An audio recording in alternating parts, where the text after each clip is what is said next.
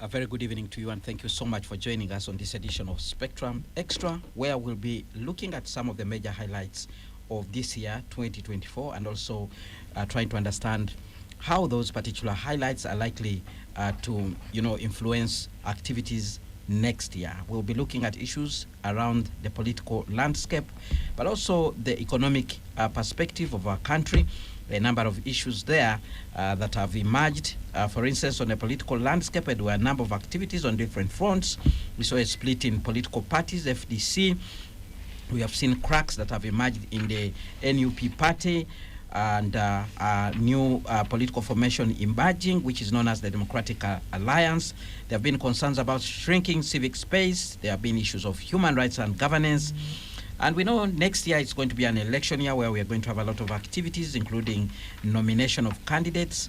The NRM, we know, is still focusing on President Yoweri Museveni as its candidate. There were earlier claims that his son was likely to succeed him. We saw that one disappearing. NUP leader Robert Kyagulanyi just yesterday, announced that he plans to run again in 2026. And we are ending there with Dr. Kizza Besigye facing charges under the military court-martial.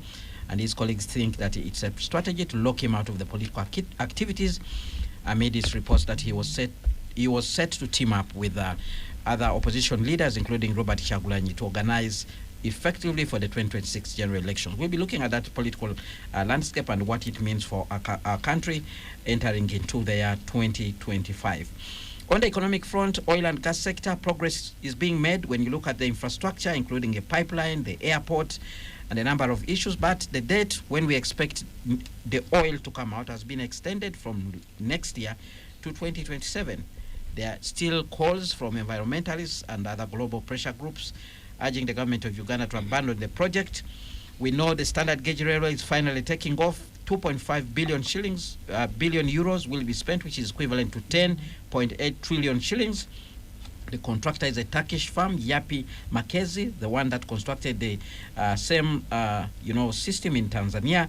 The government of Uganda and the African Development Bank are funding this particular project. Our debt situation remains very concerning, 96.1 trillion shillings in terms of our national debt.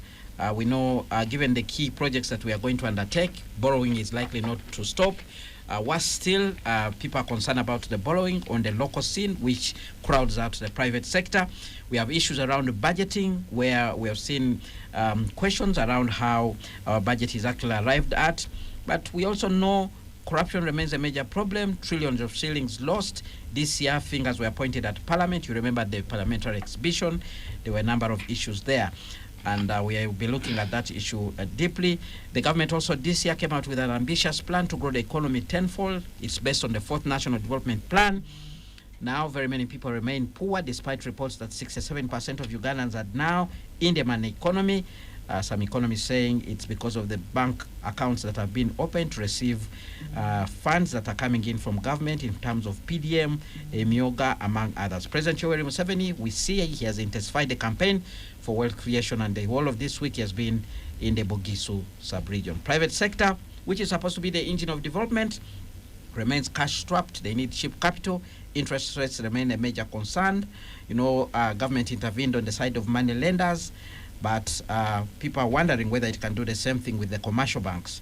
And the banking sector, of course, we have seen a number of issues there, including concerns around money being lost electronically. Bank of Uganda became one of the victims, but we have heard that this has been happening in all other financial institutions. So it's very important for us to focus a little bit on the electronic transaction systems that are coming into our country. We know tourism and trade remain our major lifeline for this economy. The government is engaging in efforts to promote the two. At the moment, we have a coffee boom, and the prices on the world market are looking promising. But some people have been saying we are making mistakes here and there. Will we be able to capitalize on this boom and make some good money for this country? I have a panel of 4. The 2 are already here in studio.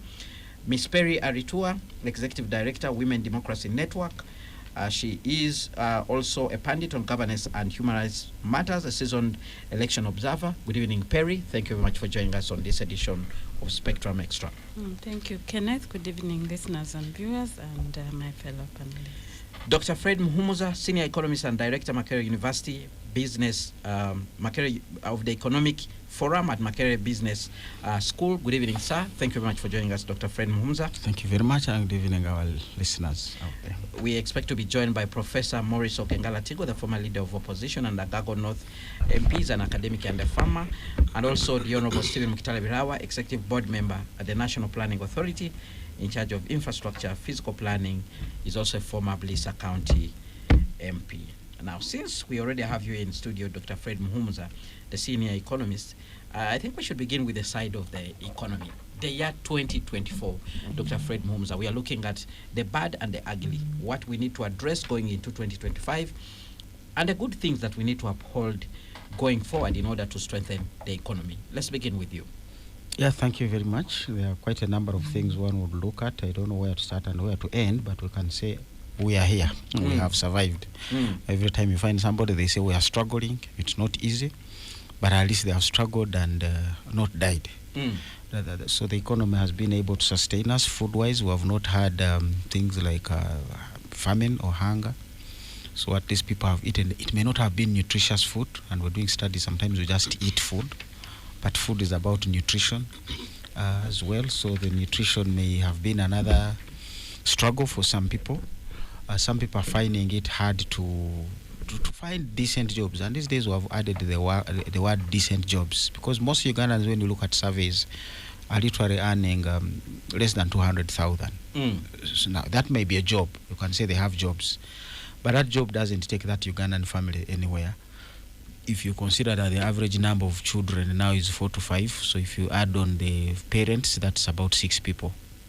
So a salary of 200,000 becomes 7,000 per day. That means each person is assigned 1,000 shillings. You can hardly save. If whatever you save, any disaster or shock to that family will wipe it off. So we might be hanging on, but it's really not a place you would want to be. Would want to see the country move to comfortable zones where people are able to walk with their heads up high, knowing whatever disaster comes by, my salary or my job will be secure and will secure them. And this ranges even among the civil servants. The scientists, their pay was raised. But remember, scientist is one person who needs a lot to work with. When we were growing up, most schools were art schools, because arts you can teach history from Iwempe. I remember people have not seen those schools of Iwempe studying anywhere. History could be taught there, geography, but labs, most of those private schools did not have science labs, so they were shying away from science. We think which follows through that even if we raise the scientists' pay and take home, they may not give us the benefit we need because of the other complementary thing that scientists need in the economy. And those are still some pending things we need to look at. We've had some challenges with the roads and road infrastructure, and really the National Development Plan put it better, integrated road network. Because many times I see people post and say, but the road from here to there is tarmac. But as we've said before, nobody lives, not many people live on that tarmac road, especially those who are engaged in production. So those feeder roads, the district roads, the community roads become very, very important. We've been doing a study on coffee, and you clearly begin to see the impact of these realities. That a farmer, some of them are paid 3,500 a kilo. The highest is about 6,000, 6,500. But now the middleman who pays the farmer that much, when they go to grind the coffee or to move the husk at the hala, they are paid 12,000, which is times 2.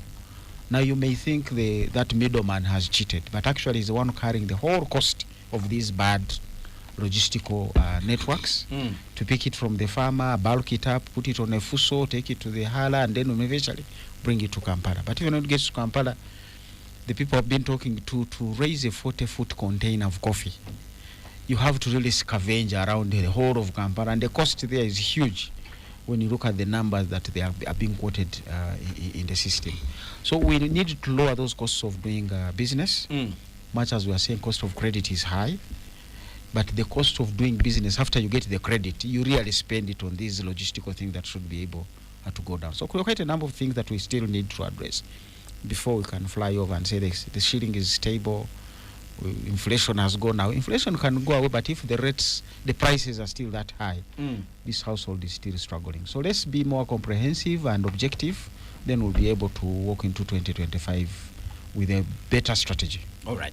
So overview on the economy. Let's hear from Perry. The economy, has it worked for you? Has it worked for the people who are around you? Thank you, Kenneth. I think with regard to the economy, you look at where people are spending most of their money. I know, for instance, that the issue of school fees has been a problem for most people. And those are basic requirements because children have to go to school. So, people failing just to afford the basics of life, like shelter. And you see, then this is even more affected when you have disasters like the Bulambuli disaster, which happened just a few weeks ago, where even those who were engaged in some economic activity are then brought to a standstill. Then government has to spend money to resettle. So for me, even some of the issues of the economy are tied with our planning, because I remember in that talk show we discussed about the importance of the disaster management plan, because when you don't have those plans, when something comes, then you have to spend more than if you had money. So in terms of our planning, I think it's really quite important to enforce the policies and plans that are there so that we are not caught unaware and have to look for money, yet we could have prevented certain things. In terms of just people's access to basic necessities like health, it still remains an issue. We do work with women groups, and one of the things where they spend most of their money is healthcare. And that tells you that when public services are not working, especially in the health sector, even when you have money, it is drained because then you have to meet other needs. So you find they continue in a cycle of poverty. And that's why addressing the basics that Ugandans need to survive, the healthcare, the education, becomes very critical. So that when I save money, I can then use it for productivity instead of using all the money to cater for the basic needs, which ideally should be provided through taxpayers' money. So you find people are grappling with some of those challenges. And then, unfortunately, we don't have the final UBOS report, when the population says it was withdrawn, but it would also have told us a number of things in terms of what is happening. I know that in the sector that I focus more on, the sector of women, of course, many of them have got access to PDM in the rural areas, but they think it's a political gift. Actually, for some of them, they are now waiting for the MPs who are going to run to now give their part. They think, the president has given. Yes, so they are waiting for the MPs. So you have a population that is more focused on receiving instead of working. I don't know whether it's because we have done a lot of piecemeal projects in terms of trying to get people out of poverty, but I can tell you that there are few people who have used that money well. A number of Ugandans have used that money to solve their day-to-day problems. If I didn't have a mattress, I buy it. So I'm not using it for productivity. That for me would be my take on how I see the economy in the eyes of the ordinary person. All right. Yeah. Now, one of the key pillars the government is pushing to address some of the issues that you've put across is a parish development model, and you have hinted on it. And I want a little bit to go back to Dr. Fred Muhumuza. The parish development model launched last financial year. This year is supposed to be the real takeoff with more money added into the budget. We should be seeing projects that are actually working. President Yoweri Museveni has been moving around the country to try and push and push and push. Is this something that you think will finally work out? And what are your projections for this particular project come next year? Well, I think it would have worked if we had not narrowed it down to just dishing out of money. Because this project is 7 pillars. When I look at the state of roads, that's part of the PDM. She's just talked about education. That's pillar number 4. Social services, education and health. Now, if you give me money and I raise goats and sell them, and all of it go into paying school fees, then you don't make progress. So it was designed to say, while you receive money in pillar 3 and invest it in pillar 1, where the production is happening, the other pillars will be complementary. Government will do equivalent investments in health and education where the leakages of the money households are raising from Pillar 1 is going. Because if you look at the priorities for households, it's going to include that Pillar 4. But also remember, as we've said, if there is a high cost of transportation of goods, the traders are going to push the farmer to the lowest end. They will pick your goat at 50,000 or 70,000. Not that they wanted to cheat you, but because to bring a fuso or a pickup to that area cost them a lot of money. And they also want to make a profit. And they might have borrowed from the banking sector. So we had designed this system to say, it is looking at those in subsistence and those poor people. But how are we funding those who are complementing them? Because a poor person is not going to sell a goat from his village to Kampala. But it is actually him who already has his 200 goats. That when he's taking his... Exactly. It is him when he's bringing his 50 goats, he'll also collect the other 30 goats and put them on that truck. Now, I also want to watch him and say, how is he surviving? He as the middle person. Because even when they want a hybrid goat, chances are they are going to go to him to use the million that you gave them. So we did not do a good comprehensive work at funding level.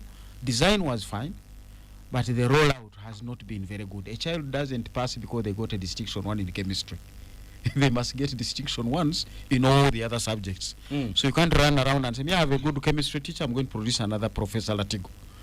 If that biology and even mathematics and English, they are all part of the grade that puts that child out there. So my fear on the PDM, it was kind of cannibalized. And it can't move when it is decapitated or whatever. Have you seen any analysis report, any effort by the government to actually find out what is going on beyond the questions that we've seen being asked in Parliament? And the people the president has been meeting today in Bugisu, he was actually told that the money is no longer 1 million.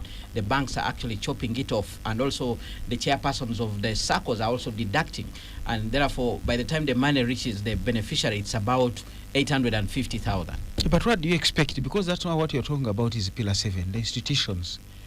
If you have not invested in the government institution that was supposed to deliver the money, and you are leveraging weak institutions, the corruption in them begins to eat off part of the money. But also remember, you're also going to walk into the private sector. And private sector makes money out of these transactions. Every time you're sending somebody mobile money, you want to send them $1 million, please put some money for withdrawal. If you don't put it, the guy is not going to receive $1 million. These are realities, and you have to face them. The only thing you want to say, the system should be efficient enough. So we had said in the initial year, let's begin by investing in Pillar 7, which are the institutions. Before you roll out any money, first clog these institutions. And everybody should remember that the very first monies went into recruitment of parish chiefs, because they are part of that pillar. Every parish, and we realized out of the 10,954, something like that, 5,400 do not have parish chiefs. How do you run a PDM without a parish chief? So we began there. So we needed to build up those structures. The SACCOs, I don't even know why we set up SACCOs for PDM. Because we had already spent time, remember from the time of Professor Suruma, as Minister of Finance 2006, on Prosperity for All. We set up an entire project, borrowed money to build the capacity of SACCOs. Added this money to the Microfinance Support Center to say, you too, part of your responsibilities will be the capacity of the SACCOs. Now, these SACCOs were there. But unfortunately, we said, now we start afresh. Now, when you start afresh, those SACCOs have no governance structures. You have a lot to build into them, and you give them money, it is going to disappear. Just like this scandal, disaster we had of cars being burned. People are saving money in SACCOs that have no governance structure, and we had spent lots of donor money building this capacity of these SACCOs. So I'm not surprised PDM would also be for exactly the same thing if you do not use strong institutions, and we have not done that yet. I want to go a little bit back to Perry. Perry, you raised an issue. You said you work with women, and the number of women have been targeted. There are so many projects, grow, a number of them, initiatives that have been brought by the government. Now, I want to know, you said some of these women are looking at this as a gift and they are waiting for the MPs to bring. Does it mean that they are not putting this money to proper use? What is going on? You see, financial literacy, being civically competent is very important when you have any government program. And if information is not clear, and I have an immediate problem, and you are not very clear in terms of how the money should be spent, I will spend it for my immediate need. But the other thing is, when you fall sick, my priority will not be productivity. It is getting well. And if the health facility is not working, and that's why I said there's a connection between the economy and health. If health is not properly dealt with, then you cannot save money. Because you go to the health center, there are no drugs, but you have PDM money. Are you going to keep it? You're going to buy drugs. You need to survive. So for me, I think it's a question of, I don't know, just ensuring that people have the right information, but that it's not politicized. Is it a good strategy to be giving out people money the way it's happening? You know the saying, teach someone to fish instead of giving them fish. I actually believe in it. That it's better to give me the tools that I need to make money than just giving me a handout. I actually don't believe that works. In fact, for me, I would have thought that for PDM, it should have gone to those who already have something. Then these others learn from those ones who are already doing something. That's my perspective. So that they are able to replicate some of the good things, and maybe also dealing with some of the issues that Professor has pointed out, dealing with infrastructure. Because if, for instance, I used PDM money to grow a certain crop which would earn me money, and the roads are so bad.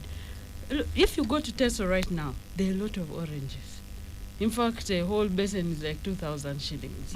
So everyone is growing oranges, but the market is not there. How about the factory? You know, that's another topic for another day. All right. But the oranges Extra are on Radio 1 FM 90. Let's go for a break now. When we return, I will introduce the other two guests who joined us as we discussion progressed here in studio, as we continue looking at the major highlights of 2024 and how they are likely to shape events in 2025. Stay tuned. Radio 1 FM 90. Spectrum Extra continues after this. Well, thank you so much for staying with us on Spectrum Extra, reviewing the major events of this year, looking at the state of the economy. We will also be looking at the politics. My guest, Ms. Perry Aritua, Executive Director, Women Democracy Network, Pundit on Governance and Human Rights Issues, Dr. Fred Muhumuza, Senior Economist, Director of the Economic Forum at Makerere University Business School.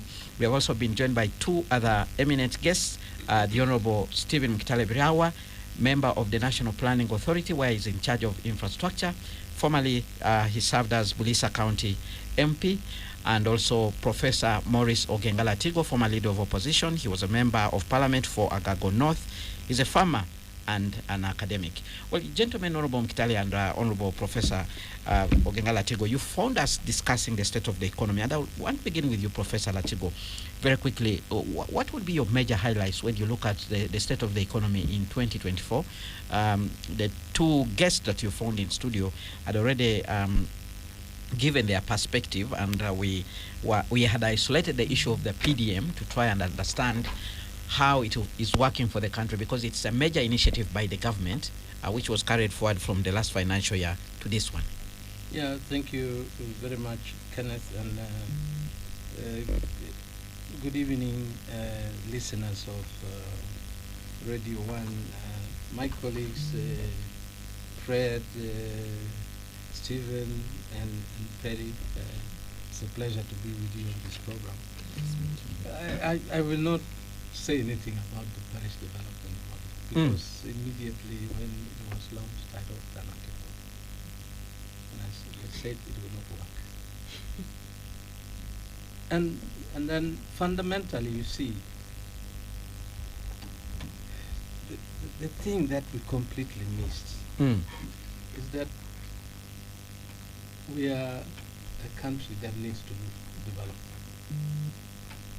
And to develop is like you are being pulled to the top of a hill. And therefore the structure for development that has worked, and it had worked previously in this country and works elsewhere, is that the state is responsible for all the processes from the top to the individual person in the village. The biggest challenge that Perry and Prof didn't mention is the challenge of decentralizing the essential elements that must drive development. You cannot decentralize agriculture. You cannot decentralize health. You cannot decentralize education. You cannot decentralize works and infrastructure, which are critical. And then when something doesn't work in when you have 100 districts, Mm. 100 plus districts, first of all, the overheads in those 100 districts is so huge.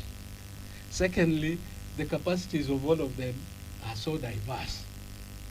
So there's nothing that you can demand to be done and you get an equal outcome. But if, for example, the parish development model was being implemented when the extension service was a central Pillar. institution Mm. of government, not these production officers in the villages and then parish development. Now it means that accountability starts from the top up to the bottom and from the bottom up to the top. Mm. And then the program that you will have to implement will have commonality in the way it is implemented, the expected outputs, and then it provides opportunity for learning. Where some are very successful, you learn why they were very successful. Mm. The others that fail, you learn, because you have a common framework for assessment. Right now, if Agago fails, you'll find that it has nothing to do with the project. Mm. It's just because in Agago, the district service made sure relatives of leaders got the jobs and they're incompetent. Secondly, because the relatives of leaders, they act with impunity and they become thieves. Mm. And they will be defended. Now, most of these failures that we are watching is really is nothing to do with the project itself. It's really the framework for implementation is wrong. Now we have a crisis. 2 months ago, I moved in the entire north and east on the Uganda Best Farmers Competition. Mm. You go to those villages and you're passing in the morning, you see young people already drinking or playing cards.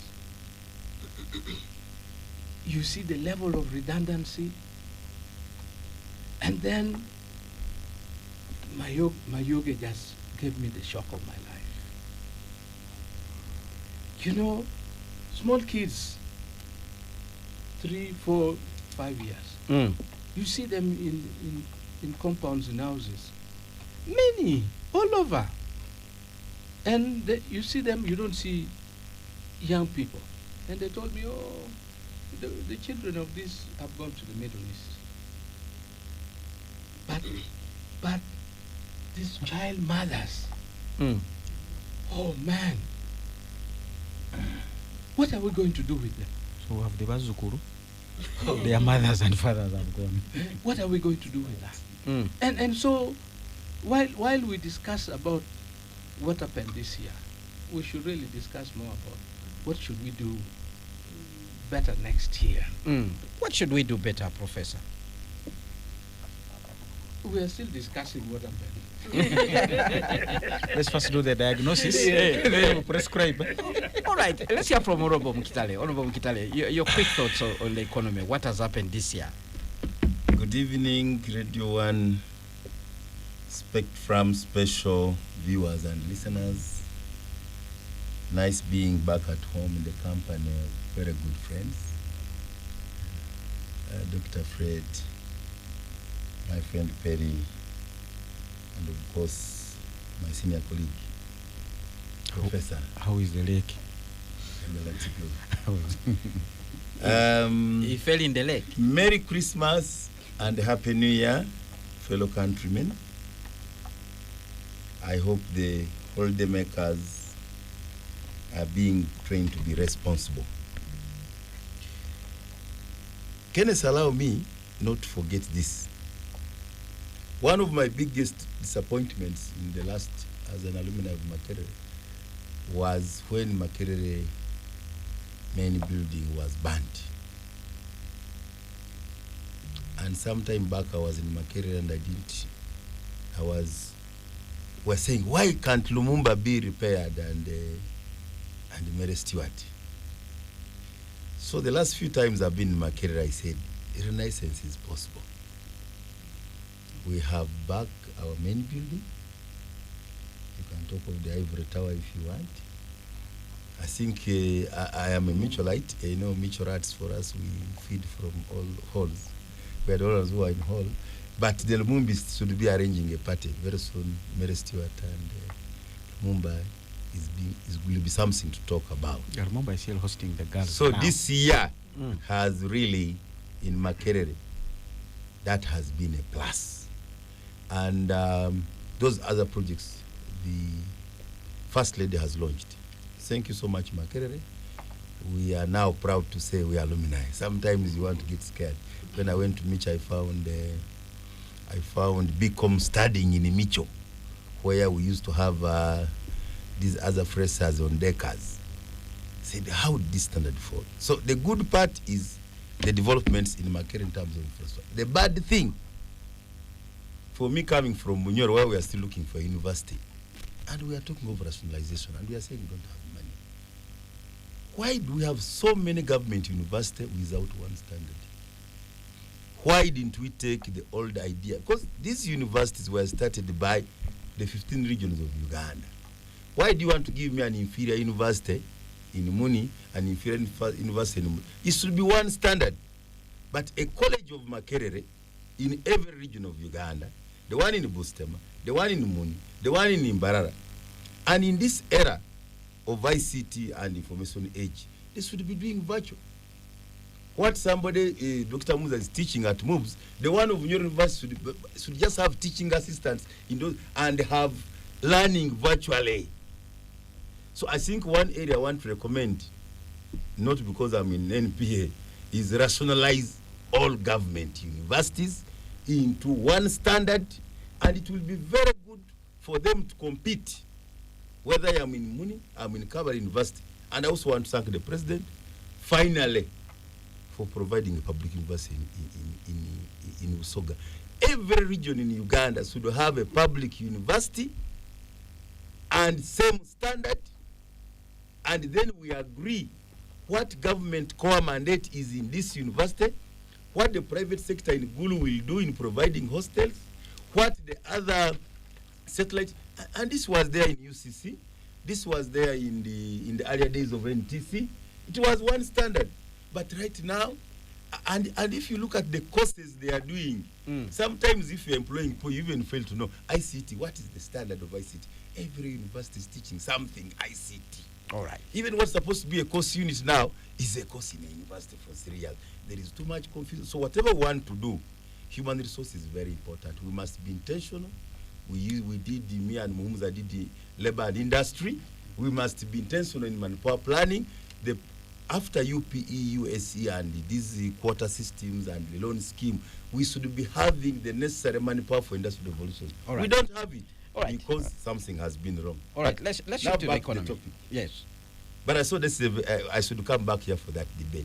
And I please, one day, all universities, let's start thinking in that direction. Because if we don't, university will be rationalized. All right, let's move on. Now, I am happy that we are talking about, we've just had a census. We know the structure of our population. We know the challenges we have had in our development agenda, and you've rightly mentioned here the challenges of the debt servicing, the projects we want to talk about, the SGR, you've mentioned about the oil and gas project. Of course, oil and gas, I don't want to discuss the ECOP. I want to discuss the refinery, the industrial park, and the related. The petrochemical industries. Because if we are only going to talk about that ECOP to Tanzania, Tanzania can actually have a refinery with the neighbors. There is a lot of work. We should remember that we are under integration. We are under interconnection. If you sleep here and your neighbor in the same customs union, in the same region, investors can relocate. So I think that's very, but PDM, very well-intended project. We have 39% of the population stuck in chronic poverty, if I can call it for lack of a better word. And on top of the so many attempts by government, enter and we are now talking of grow. We had NADS, we had You have government. the 4-acre model. Yes, government cannot give up on transforming people. But I think what we've not helped, what we've not helped as the political class, and I'm now talking of both elected, the experts, the academia, including my civil society, we've not, up to today, 2024, decided the Uganda we want. Is it possible to make everybody in Uganda an entrepreneur? The answer is no. In commerce, I think S3, there are those who are risk averse and there are those risk takers. So there will be entrepreneurs. The entrepreneurs will be the employers and there will be workers. The demography does not tell us that everybody will be a landlord in Uganda. But we still have policies as if Uganda is going to have, everybody is going to have land. That is a pathetic fallacy. That is a myth. The next 20 years, more Ugandans will be landless. So we should be talking of that transition from everybody depending on land. But how does that happen? It happens by a son of a peasant in Bulisa, in Agago, in Arua, becoming a plumber, becoming a carpenter, becoming an engineer, goes into, so you move into agro-processing, you move into industry, manufacturing, and most of them service industry. Now, we are not discussing that debate. And we spend a lot of time, we get stuck, PDM failure and others. Some of these people who are stuck in the 39 could actually work in the farm of Professor Gangalatigo, who the other day was assessing the best farmers in this country. You know? In road development economics, there's what we call demonstration effect. You know? These nuclear projects, it's unfortunate. What was the most disappointing this year was the coffee debate. We have many value chains in Uganda. I expected to hear the value chain debate. He has talked about extension. Every value chain you must start from the extension, the nucleus project, the advisory, the inputs, the crop finance. And we had this attempt and abandoned it. Who was funding a plan for medicinal agriculture? The 7 pillars. Now we have another 7 pillars and we are fast tracking only one. So something is fundamentally wrong with the political class. And the political class I'm talking about, both the politicians who seek votes, those who are appointed, like me now I'm an appointed one, I was once being elected, and including our bureaucrats, our experts. Because the debate is in the country is so superficial. We are not going into the depths of saying, what is the problem? That up to today, Ugandans are putting more money in putting up bungalows of over 350 million. That's the cottage industry. We are driving gasolers. That's the combine harvester.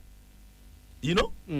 The cost of doing business, I found Dr. Musa talking about, is just unacceptable. How can somebody come on a border from Wakiso at 10K in the morning and 10K? That is 20 per day. That's 600 per day is a housing mortgage. If there was a good transport, rapid transport around Kampala, you would be not very far around in Ansana, living in a condominium on the 20th floor. That is where we have to go. But we are stuck in the mud that border is the fastest growing transport and there's traffic jam. I have taken 2 hours. I was coming from Bombo Road. Yesterday I went to access town for 3 hours. Coming from Tinda, sometimes I take an hour. How is that acceptable? So for me, I want, for us sometimes, I think we are flogging a dead horse when we spend too much time discussing peripheral issues, when the big issues, which the political class, those who want to come to power, those who are in power, and of all this we are discussing, a lot of wealth is being created. But the leakage is too much. We have created wealth. We're exporting some coffee. The farmers are growing a lot. If everything we are growing was value was being added, and the tomatoes don't rot, the oranges and the tomatoes don't rot, and we add cassava on my cassava for us who are, cassava is a very good value chain in the world market. The double growth in 5 years of NPA, I want to say we have finalized the NDP for and we are saying it's possible in 5 years to double growth. But we can't be doing business the same way. All right. If we are going to achieve the 10 growth strategy, we can't do business the way we are doing it. All right. So please, I think let us become more public-minded. Let's agree on what is the role of the state, what are the core mandates of the state. There are things which can be done by non-state actors, like things of education. I strongly believe in foundation bodies. This Catholic Church, they are very in private sector. There are things which can be done. There are things culturally, but we think government, and that is we are spending too much, where government should be actually not be competing with the other bodies. All right, let's go to Professor Maurice Ogengala to go. Honorable Mkitale raises an issue that we are creating wealth, but there is a lot of leakage. And one of the things we look at when we talk about leakage is the issue of corruption. It featured highly this year. Unfortunately, fingers were also pointed at the House where you used to sit, where you were also the leader of opposition. This issue of corruption, where we are losing 10 trillion shillings annually. Surely, if we continue losing like this, we can't talk of an economy, can we? No, and we're not creating a lot of wealth. You create wealth by using primary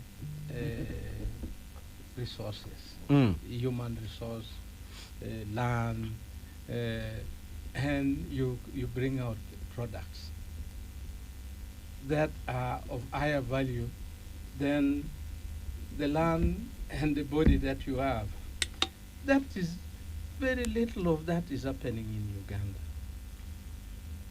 compared to the Uganda I grew up in. But a lot of the money you see, World Bank money, African Development Bank money, and what happens? Instead of a lot of that money doing the work it should do, the corrupt will take it and build a condominium. Once you build that, that money is locked. And Dead capital. money is like a pulley. You must be able to, even if it is just one, if it is circulating, if I come and buy water from you, you go and buy it from Perry, that money is like a pulley. They will lift the economy. Too much money, people look at beautiful buildings. In concrete. It is tied, you will not touch it, and it will not benefit society. And so, to me, until we accept that we cannot develop with corruption. You know, the other joke the other day that they sent a delegation to Singapore to study how to fight corruption. Do you have to study how to fight corruption? Just arrest. That is corruption, you say. Exactly. You take the little to go and do it. You just let everybody account. This is what you people call best practices. No, you see, You travel, you come back, I'm able to talk very recklessly sometimes because if you check my record, you'll never find I touched any money, and that is my protection. Now,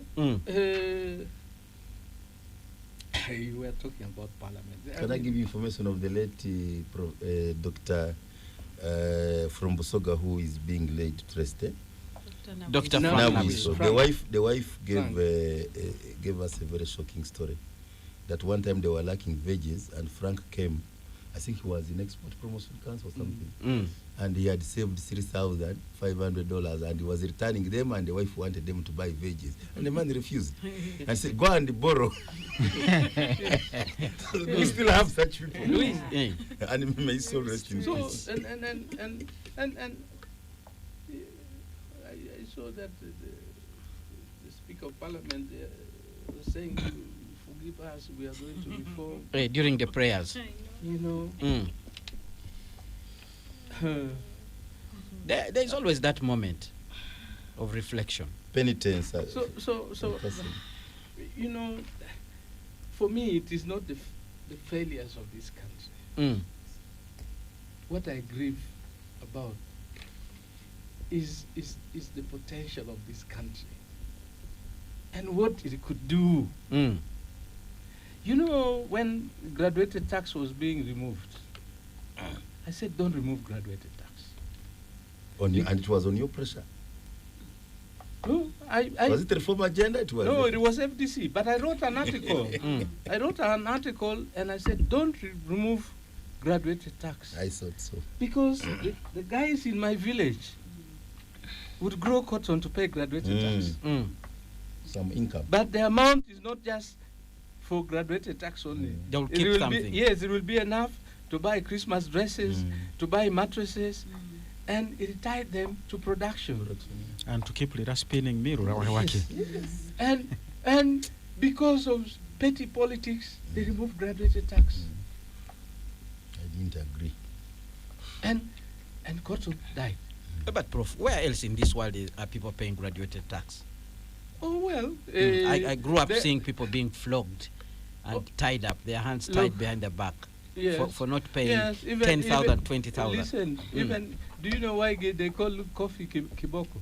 It was planted. You'd get beaten for not doing it. But even the 20 he saw tied, another 2,000 had actually paid. Yes. So it was about the other 2,000. The defaulters was about 3%. Exactly. So And that's a good culture. Forced saving. And the whites did that, but the Baganda who took up coffee drove cars long before the Latigos could sit in cars of their fathers.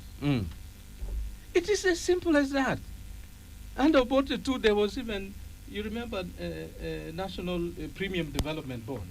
Yes. Yes, you'd be made to buy. But that is not buying. You are saving, but also providing funds To that run can the be used country. for development.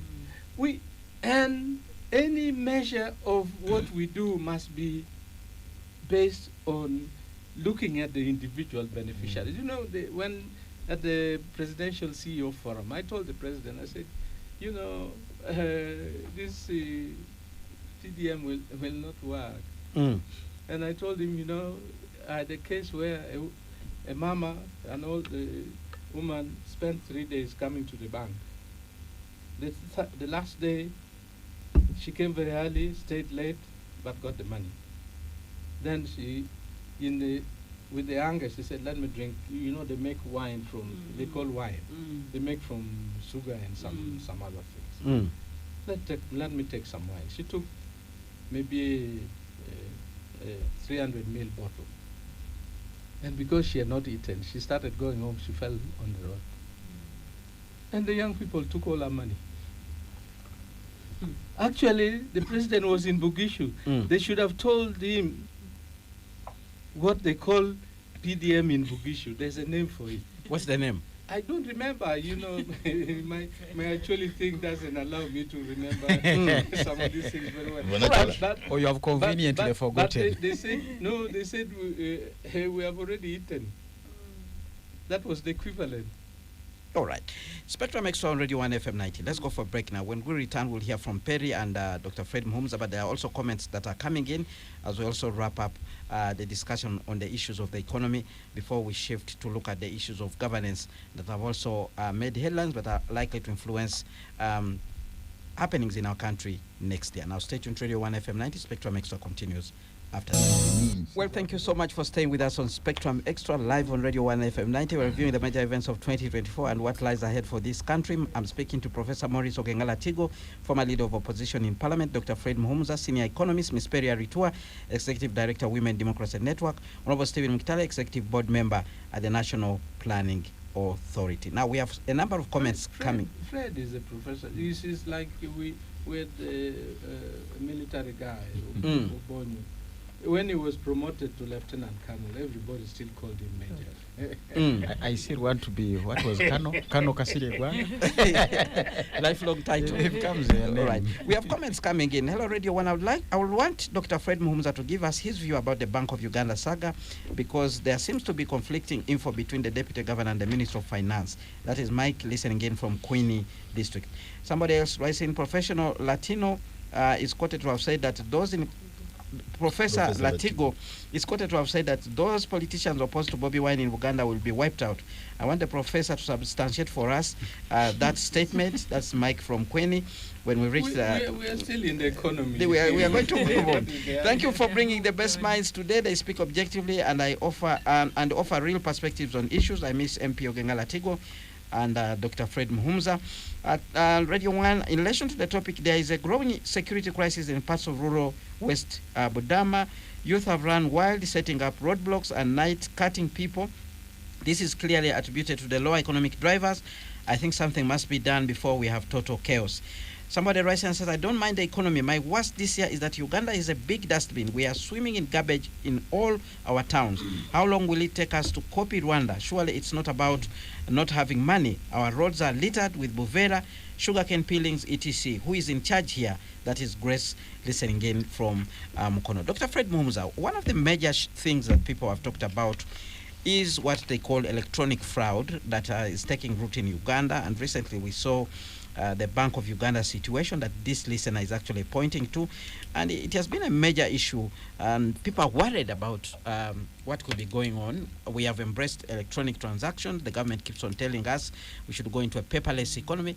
But we have these challenges that are coming up. Dr. Muhumza. Well, one of my duties in the last decade has been to promote digital financing and digital systems, because that's the way to go. And last week I was in Kenya, I almost starved, because every service they will say M-Pesa me. No cash. The No driver cash. who got me from the airport, he told me for 2 years I've even seen the Kenyan currency. Thank God whoever took me there had already helped me to pay. So the driver just dropped me, was dropping me and moved away. So I go to a restaurant and they are saying here, no cash. But I had eaten, so I had to beg this waitress. I said, how much is it? He said, it is, I think 1,000 Kenyan shillings. He said, okay, keep the 100. Because she didn't even have a way of giving me back change. But she had to go to convince the system for us to accept Cash. And it was going to be a very complicated process. Now, Somalia, I'm told even beggars have their Momo numbers equivalent. Yes, there is no cash. Which Somalia? Somalia, the country you all want to demonize, they have digitized. There is no cash. So even a beggar will show you their Momo number. And being a dominant Muslim country, the Muslims, thank you very much, they give. So at the end of the day, the beggar has like his $20, $50. But all of it digital. Now, where is Uganda? But where digital is, innovation is always ahead of regulation. And if you have a system that does not adopt HR, I remember I was a board member for Post Bank when we were just rolling out Prosperity for All. On the board, I decided I will deal with a committee on ICT. And thank you, Post Bank. They raised the former ICT head to become the ED. You know, banks have the MD and the ED. Because we knew it was going to grow by digital. So I said, you digital people, give me your budget, we will protect it. And with Professor Surma, we even sent in more money, capitalization 3 billion, to literally roll out Post Bank, and they have moved on. Anjuko is one who used to say, we used to be a financial institution with technology. Now I'm a technical technology institution with financial aspects. The banks now is no longer your BCom, your traditional one, it is digital. Now, anybody who is not going into the HR of digital and get the best. I have had organizations where the head of ICT is paid more than the MD.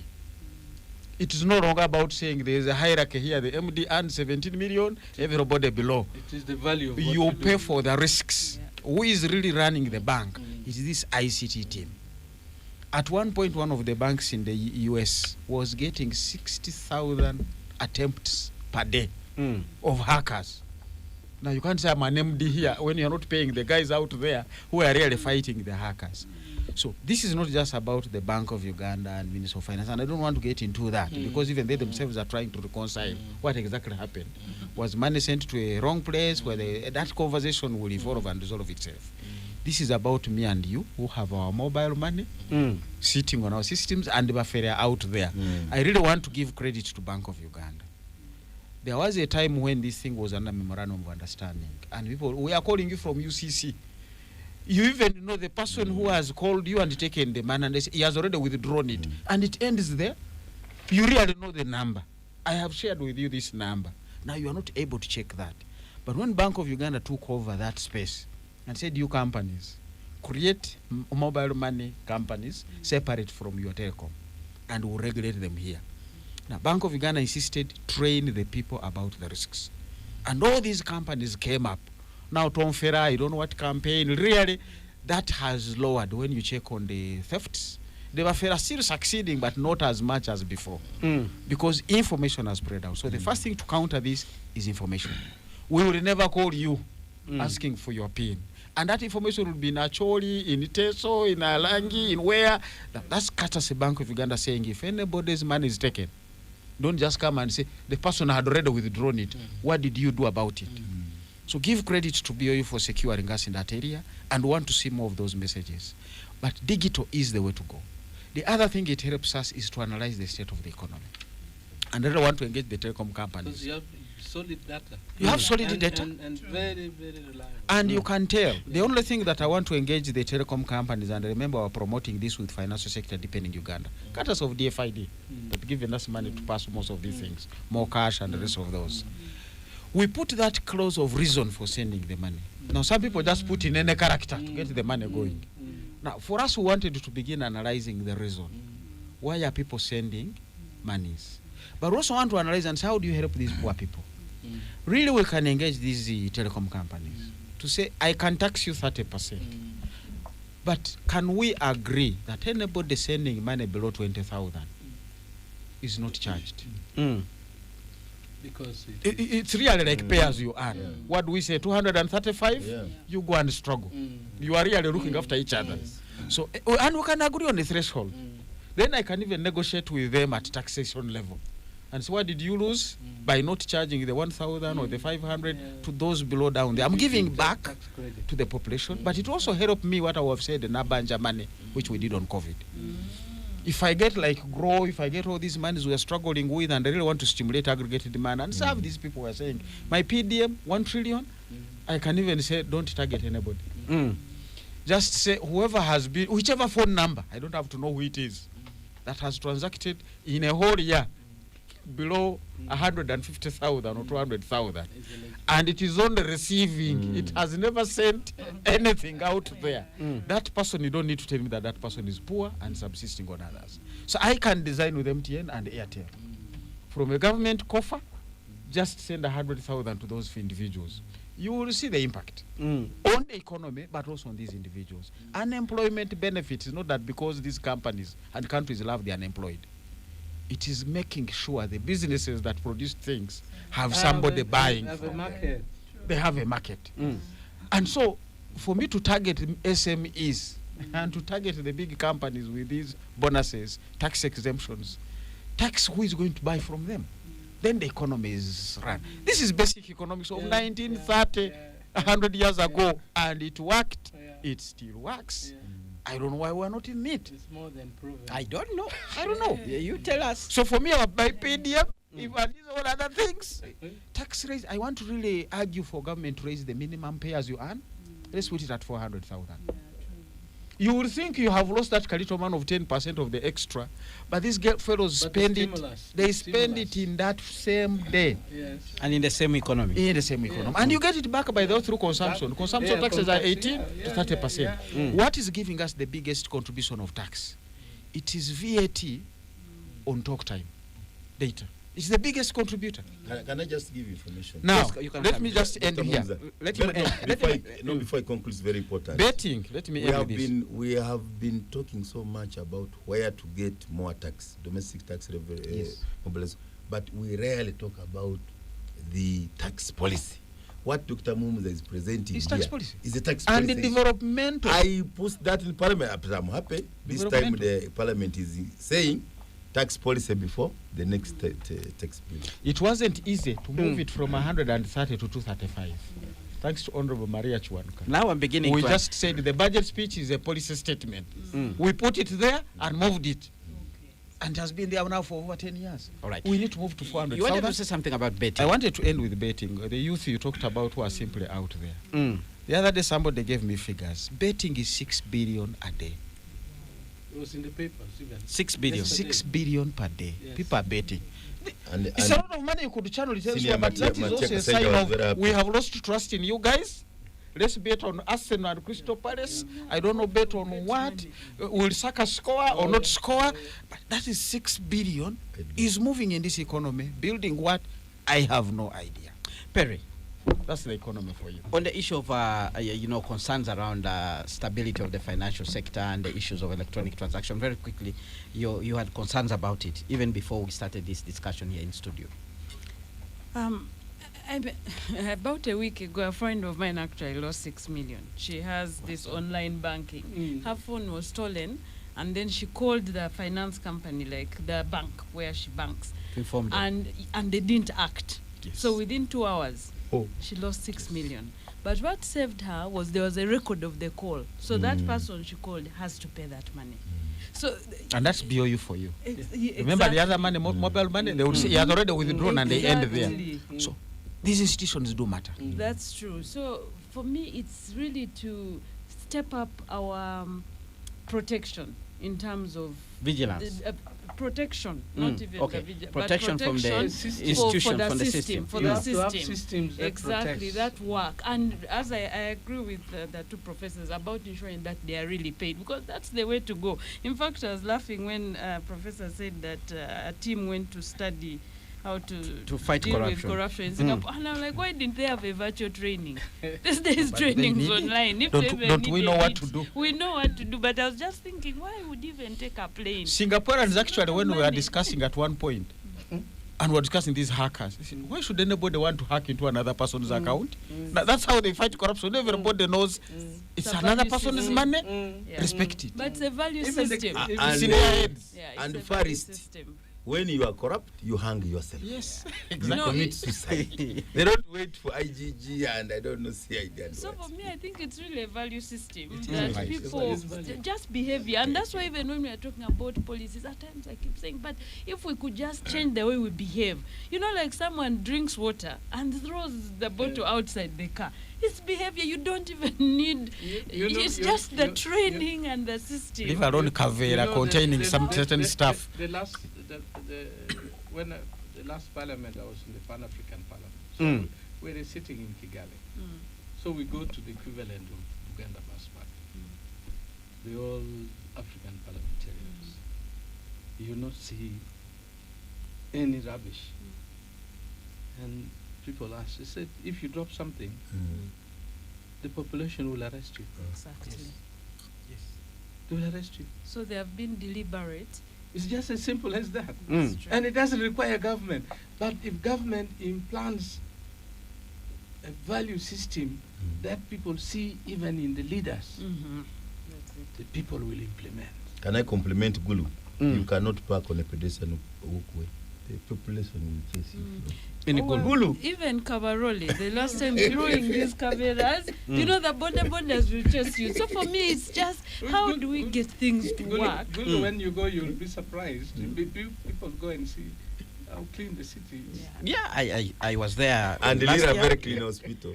I was there Photo very in November last year, and I was surprised. The streets look more cleaner than. Discipline of the population. All right. And that's not on a government budget. No. It is in the value system. The value So system. don't spend And for me, money that's what I want bring to people to clean and emphasize. sweep streets. Kenneth, Yes. there is too much expectation from politicians and government. Because they're The constitution leaders. talks of duties and responsibilities of citizens. Where did we drop that? But Honorable Mukitale, you see, the citizen also looks at the leader. The behavior, we model behavior. It's like children. The things the you do, fish rots from the head. you Is that what model you're saying? behavior. What I'm saying, And now the dogs have even carried away the fish. what I'm saying, Eh, the community where I grew up, there was a lot of community responsibility. Cleaning the wells, Urungi ones, But who's spearheading opening your roads. There was a Now leadership. today my people are waiting for a tender from a district. Who brought that mentality? You the The leaders. politician. Then you NGOs to have a community meeting, you have to give transport refund. No, now we don't. The money is People- not even there. You see what Stephen Kenneth, what Stephen is saying. I advocated for a very long time. Let us depoliticize. Exactly. No, we have not finished what I'm saying. Mm. Depoliticize the local government leadership. Yes. In the district, don't elect somebody Based on councillor. No. Let in that district council be a representative of farmers, of Yeah. traders, Mm. of teachers, Interest groups. interest groups. They go there, they fight for their Very much. interests, they protect their interests. Mm. Now you get some guys who will say, we drink with this man. So I was saying, we are going to switch to the next topic of politics. The next campaign is going to be an exhibition of who has stolen the most, All right. who has the wrong money. Yeah. Now, that one should be a persona non grata. That people would resent relating let with us somebody discuss there when we go there. what I'm saying. That's where we are going now. For I'm talking about the value system. Mm. We have not made it risky in Uganda to the corrupt. The corrupt are being adored, are being elected, have become opinion leaders, Being are protected. are given the front seats in the church. Now we have created a bad culture.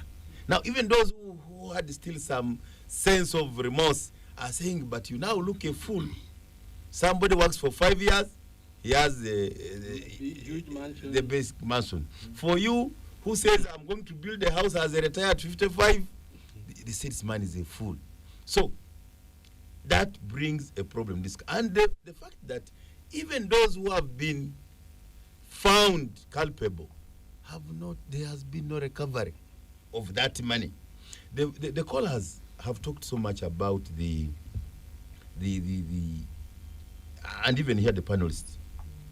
We have talked of the challenges of corruption, and we must ourselves decide to say, until we choose that enough is enough, we can change this country. And this very money is what you need for health services, you need for education. The 20 trillion lost annually. Exactly. That is enough money to change life. Even it could give us, by the way, the money stolen in some of these efforts we have talked about is enough money to have the cooperative bank, which agriculture bank, which Professor wants. It is in trillions. But the money ends up being taken. I wanted to, now that my mandate in National Planning Authority includes National Physical Development Plan, which has been subsumed by ourselves in the mergers and rationalization, we get embarrassed on the question of sanitation and sewerage. This year we had a very bad scandal in Kitezi, which has taken my good friends, including my good friend Engineer Luimbazi. But this should be discussed in every city, every town council, every sub-county, not just a Kampala thing. Indeed, the garbage in Kampala It's becoming a problem. is too much. We are ending the year with that particular also, challenge. We used to push this in Parliament. How did we? I had refused to pass the loan for UCMID because I was demanding for the sewerage component. Our cities have now good roads, but the sewerage component was missing. I hope in UCMID too, and all other government projects for every town council. There must be a sewerage plan. All right. Not everybody is going to have his own septic tank. What if they burst? All right, we need to shift our gears and now look at issues of governance, politics in 2024 and 2026. And I'll come to you, Professor Ogengala Tigo. Your quick thoughts on the political aspects, issues, governance, as we also go to the year 2025, which is being described as the election year. Well, sadly, this year has been a very bad year for Ugandan politics. But some of us saw it coming, and kept away. And kept our distance. It pains me where FDC reached, because when we formed it, it was not about individuals. It was not about fighting NRM. It was like we can give a better approach, and that's why even the slogan that we coined, "One Uganda, one people," because it was about Uganda, and it was about the unity of the people. us all. In fact, we talked about Singapore. When I wrote one time an article on nuts, and I said, and this blatant abuse of nuts, and I said, I was not going to write. I wrote to the president, but published in the newspaper. I said I was going to write, except for that Palm Sunday I watched the son of the first Prime Minister of Singapore eulogizing his dad. And he said, for my dad, this was not about himself. It was about us all. You don't see the us all in this thing. The us all means we sit down and discuss it and agree and commit to doing it and come back and account equally. We have ended up with the asshole, the one that Trump talked about. I don't want to mention that here, but let's stick to your asshole, please. Which is you. So, seeing what then The views expressed on these radio stations are for Dr. Fred Bunza. Picked from the American president that's coming in 3 weeks' time. So seeing FDC crumble the way they did, I warned them. We became enemies because we were telling them what was right. And then somebody was calling, asking me about Mpoga. Mpoga shamelessly accepts service award, 500 million. And then in an attempt to cover, you go and launch a party. I was in the last parliament. I never saw Mpuga speak once in the house.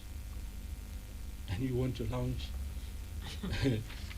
an organization that you lead as what? So now you look at that. And by the way, I kept telling people, and it's not for nothing. This young man, Bobby Wine, and then I said, he doesn't talk. I never saw him talk anything serious when we were with him in Parliament. But he has that knack of understanding that this is how I connect to young people, and that's a reality. A spark. You don't deal with it by sending police to beat them. You make it worse. Recognize that guy as that unique attribute. If you want to calm him down, open space. Then the other weaknesses will show. When it comes to policies, maybe he's completely incompetent. Then people will see. But if you think that you are going to use force, it will not work. And then you come to NRM. Over the last 4 years, have you heard anything from NRM other than President Museveni? Have you heard anything? I've heard something. What? I've seen different parts of this country where they were saying they endorse President Yoweri Museveni. I'm talking about... No, he's agreeing with you apart from Museveni. What else has he had? Now, that's the crisis we face. And it ends up where Stephen was talking. You know, when we had this visit of farmers in the north, I spent the weekend in Gulu, and then I went to radio. And the lady who was interviewing me, as she was ending, said, Professor, 2025 is around the corner. Is coming. Which nomination form are you picking? Presidency, Parliament, or LC5? I said, I'm not going to pick any nomination form because we don't need any nomination form. But the things that I see with our leaders in Acholi now, they call so-called MPs, where you hear that, oh, a child dies in the village. Oh, the Honorable has sent 50,000.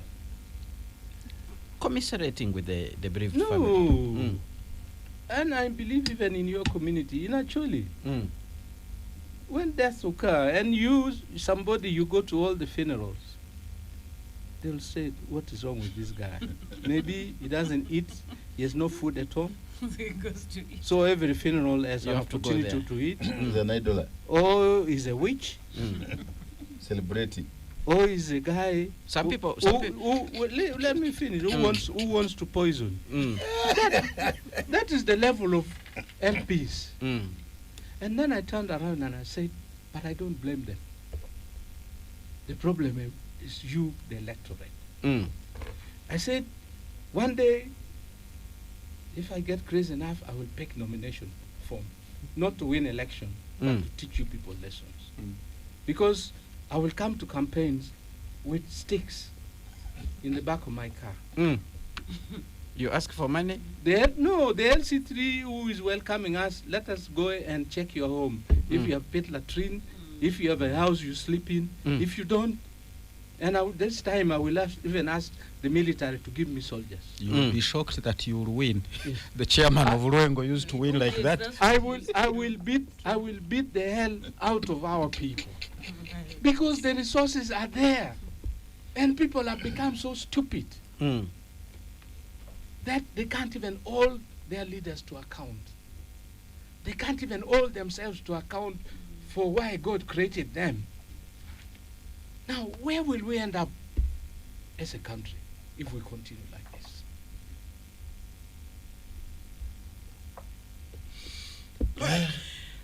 Spectrum Xtra on Radio 1 FM 90. We're live on Radio 1 FM 90, reviewing the major events of 2024. We are now dealing with the issues of governance, the politics of this country, and that's the view of Professor Maurice Ogengalatiko, which brings us to our second last break. Let's take this break now. When we return, we'll hear from the other panelists to share with us what they think is likely to happen on the politics. Station Radio 1 FM 90. Spectrum Xtra continues after this break.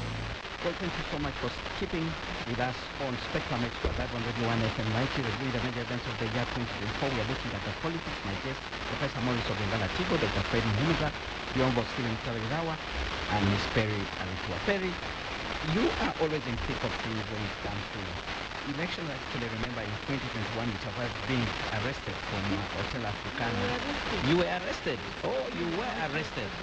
As election observers, apparently you were trying to announce your own different types of results. Law-abiding citizens. What are you looking at, having seen what happened in 2024 and what is coming ahead in 2021 and what is happening, likely to happen as we get closer to the next election?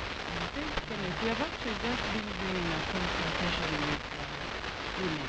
And women, including young women and women with disabilities, in terms of reflecting on 2021, but also getting them to tell us how they want us to stay.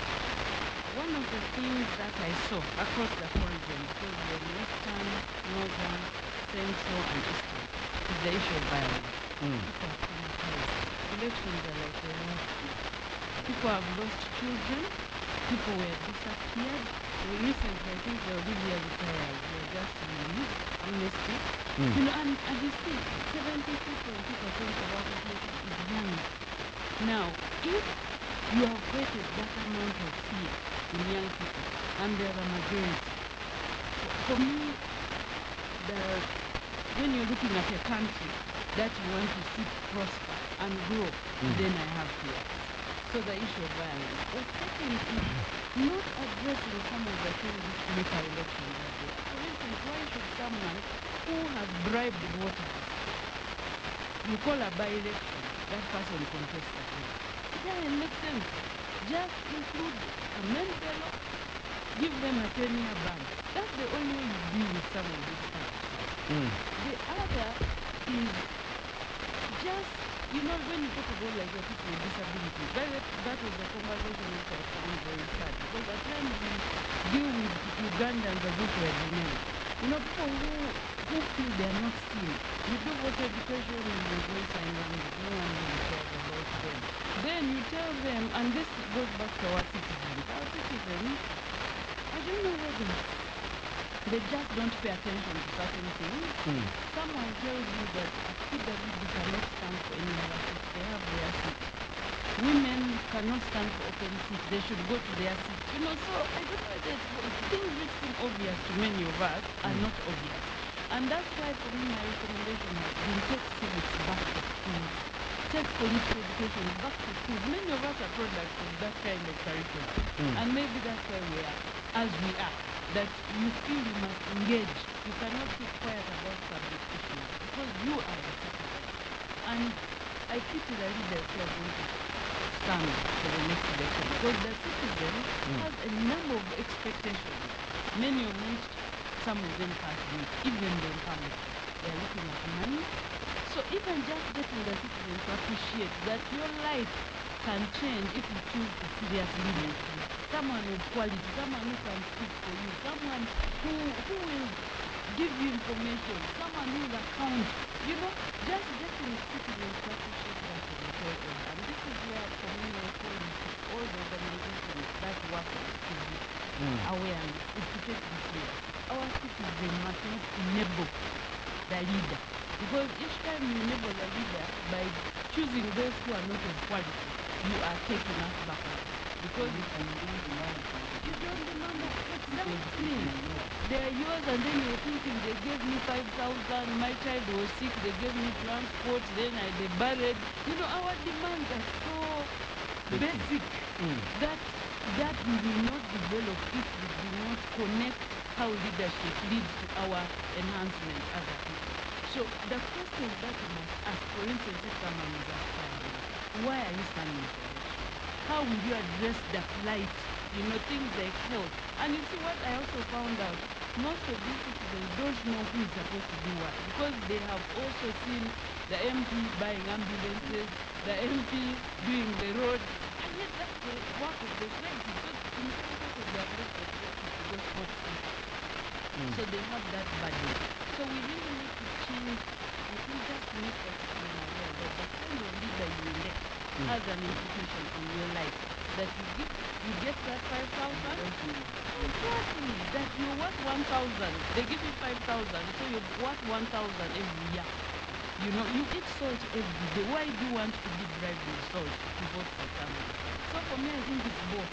The leaders need to do voter and civic education. Our leaders at times just go give me the vote. But how can you spend time changing the attitude of the citizen?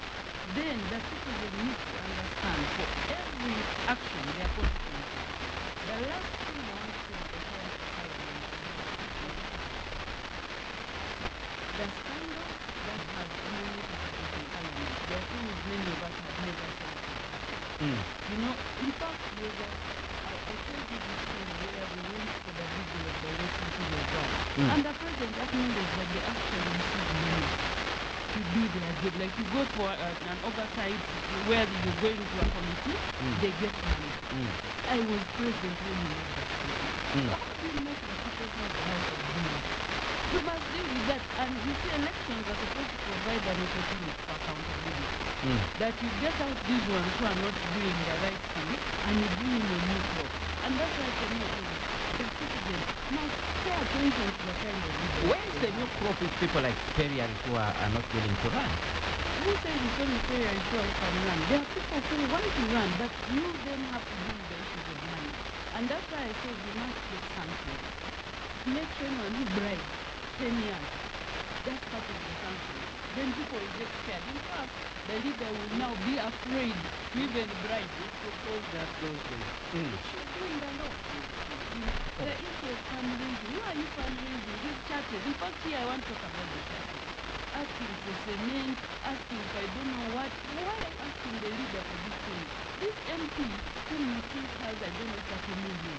First of that is their money. You're talking about the MP. Yeah, I'm talking about the MP. A religious leader actually told the president that his car is worn out and the elections are around the corner. I don't remember very well, not so long ago, but he saw that religious leader. For me, this actually, says it was a bishop who actually told the president. I saw "My that, car, elections are around the corner."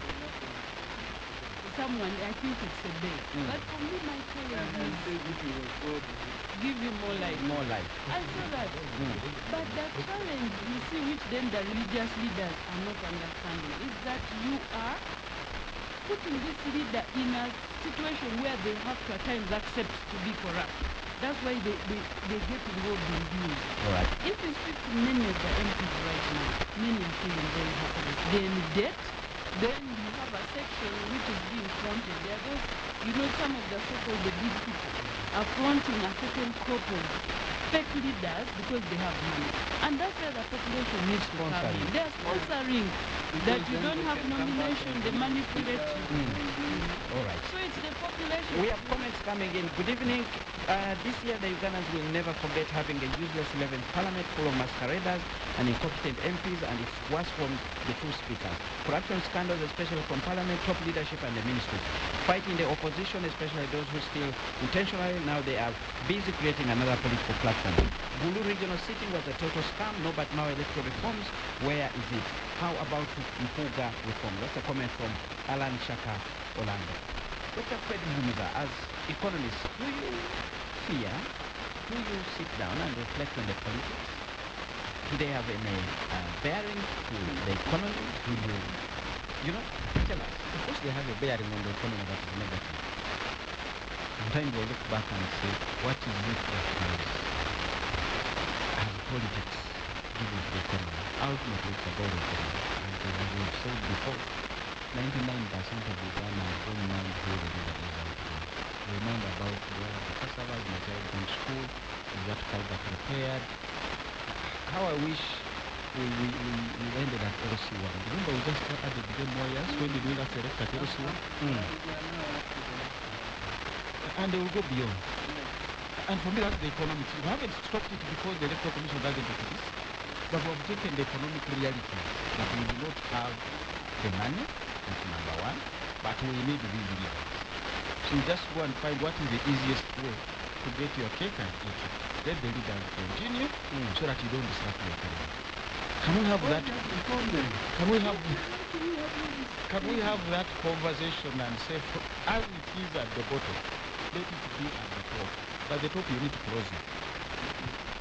So for me, we may want to reconfigure. When Museveni came in, he said, don't bring this multi-party, let's just do a setup. Everybody under one umbrella, we reorganize. I think we need to reorganize the system. And it takes a point where you say, let the land go under fallow. Let the land be under fallow. Let the squirrels come back. Let the moths and the butterflies come back. Let the wildflowers come back. We reconfigure. You cannot reconfigure land under fallow. It doesn't matter which fertilizer you're going to bring in.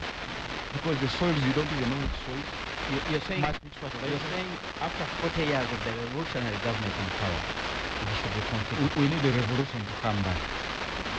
For 40 years of the revolution, we need a revolution where we'll say, hold that conversation. Let's just focus on this. How do we embrace inclusive, meaningful, sustainable development? Then we will impose upon it the kind of politics that can sustain. All right. As of now, we are all stuck. And we don't want to get into that. Bainamugisha Godfrey writes in and says, good evening, Spectrum Extra. What I grieve about is living in a country where people suffer as if there is no government, a country where government wants you to close your business because you have failed to pay taxes when the tax doesn't even give me value. In my village, LC1 in Bushenyi, we don't have anybody who has ever been in government-sponsored student or medicine or engineering.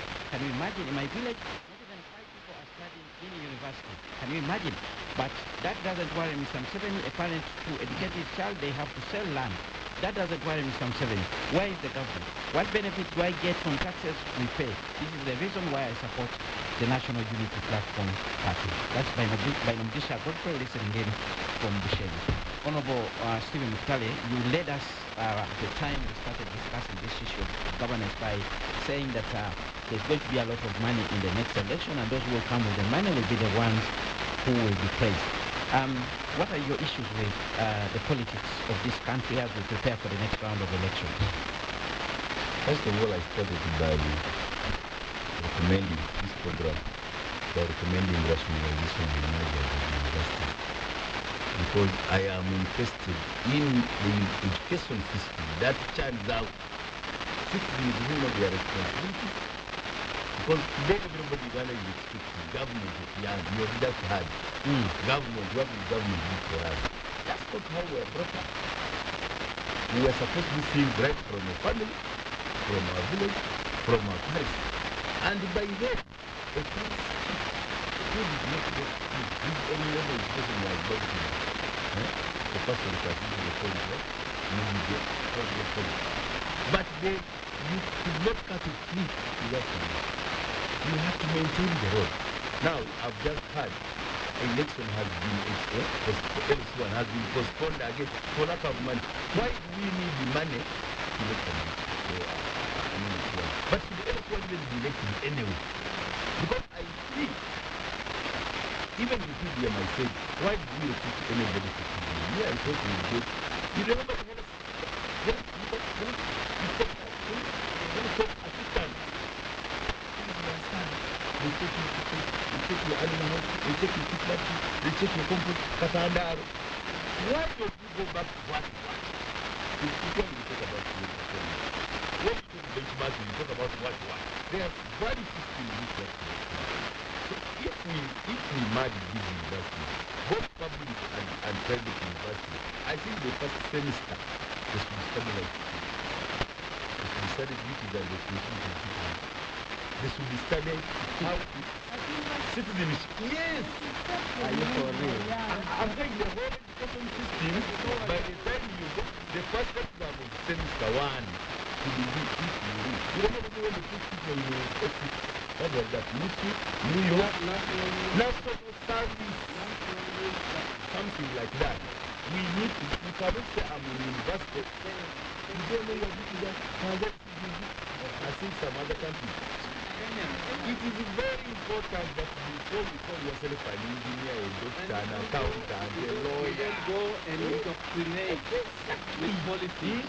You go and give them the ideas of the country and of the people. yes. Patriotism is being taught. And when we go to Russia, they will give you a whole year. You see, you are learning the language. You won't show you their body, their craft, how they do things. Even the Japanese, they do the same. So I think that's absent in our education system. I hope the senior Mushega and the Uganda South Education Review Commission is coming up with something in that direction. That by the time you say you are getting government money or your parents is spending money on it, at least you know, even self-awareness of the duties and responsibilities is lacking. The other point, why should I be so excited about the election? First of all, me, by the time I went for the last election, I told my people in 2021, I will not stand again at this level.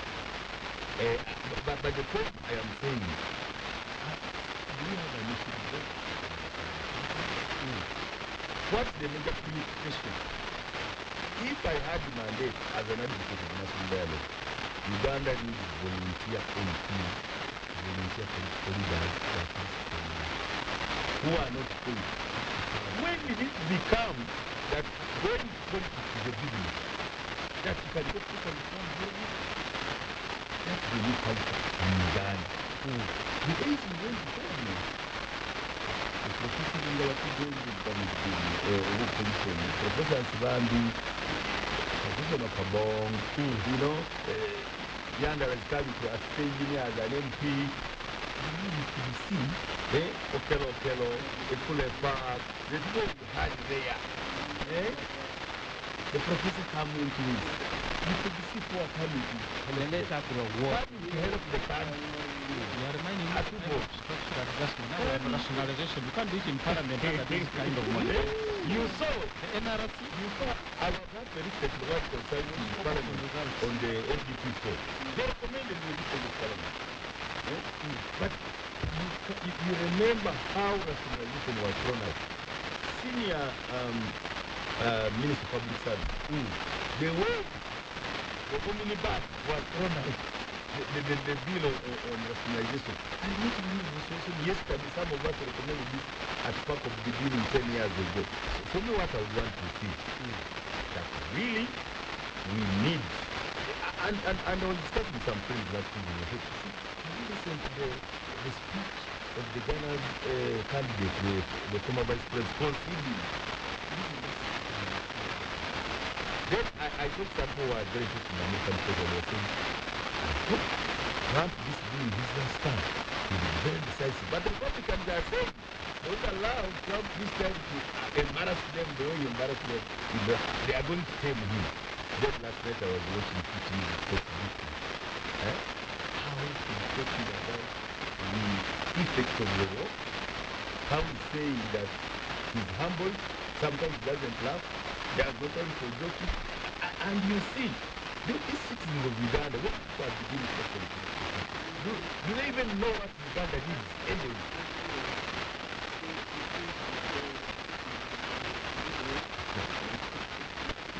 The parliament banning? It is. They ban parliament and Senate. So, That is and so what I'm saying, we don't have to wait for people to get money. I think some of this is anybody can be. I think we may have to create a presidential candidate. Because for me, who some people have called us presidential material, sometimes we say, some people are becoming, they have become a money-making project. That going to politics, the way of making money. We knew that you had to work hard, serious farmer, you have to be an investor somewhere, you have to be exporting something.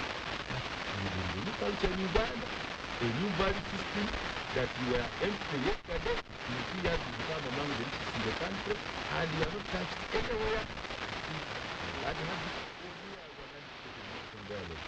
I think it's very important, even when I'm in national council, we must consider the way we do things, the way things abominations have become acceptable in the country. you cannot say it now.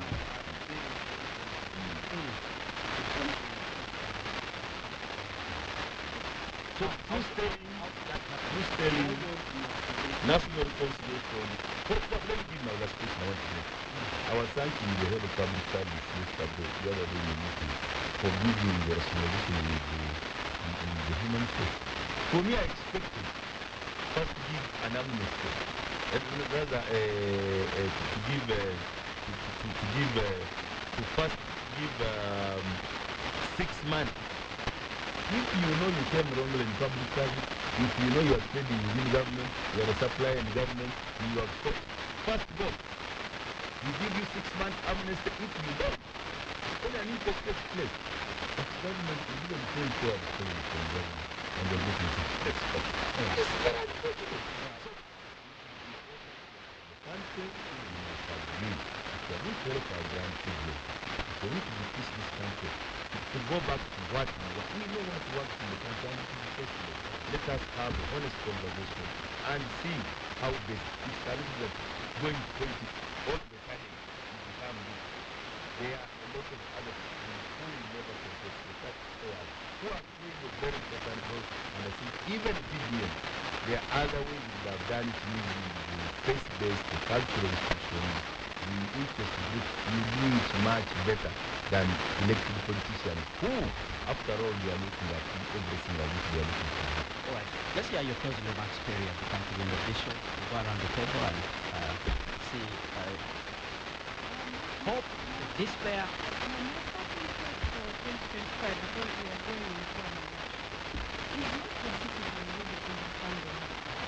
And they can use that power effectively as we move to the 2026 elections. By really thinking about why they're in this situation as citizens, and thinking about the kind of leader whom they can work with to lift themselves out of the situation in health, in education, because you need leadership. Leaders are supposed to show the way and work with you to find your that goal which is keeping you. Dr. Ferdinand. Some Ugandan called Deo Kato began a journey of work run in Rwanda in Cape Town. He has covered 7,700 miles in 2016 days. He arrived in London. So, no matter how long the journey is, with commitment, we can do it. We go through next year with such focus. This is Ugandan who has can we set the goal at the beginning? So whether it's from Cape Town to London or Cape Town to New York, but don't just move aimlessly around. Sometimes they see our plans and they say, okay, what do we want to achieve? No, we are just doing a project where, to which end? And Honorable, I hope the road was open. Yeah, he said that will remain on the main. The bridge is ready? Yes. But continue passing much in front of your Tobacco main. Tobacco main. The main road, now I can go back and visit it. You know the tobacco main means that I think by some people. No, I remain on the main road. And You're talking about the road itself. I feel Because Professor Morrison, going to the north, the road is Karuma. That's the real north. The other one is Atlanta. Professor, your closing remarks as we come to Well, the end. because I'm certain that I will not be on this program again this year. I want to start by wishing you, our good listeners, a very blessed, I don't want to say merry, a very blessed Christmas, and best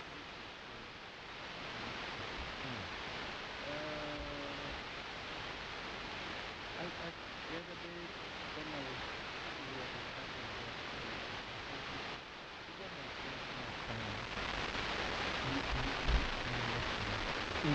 Elections are going to be in 2026. Let us spend a little more time thinking about our future and asking ourselves, as we are doing all of this, what do we want? And I feel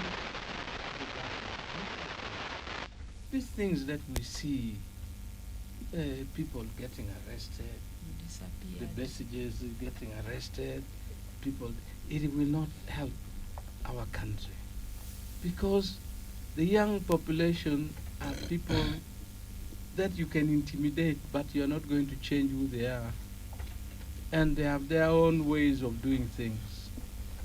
We need to move from where the president has brought the country to a future that we all feel we belong and deserve, and that we are all ready to work together for. That is the Uganda that will make a difference. All right. Very quickly, your closing remarks, Honorable Mkitale. Kenneth, fellow panelists, and viewers and listeners of Spectrum Special, on behalf of National Planning Authority Board.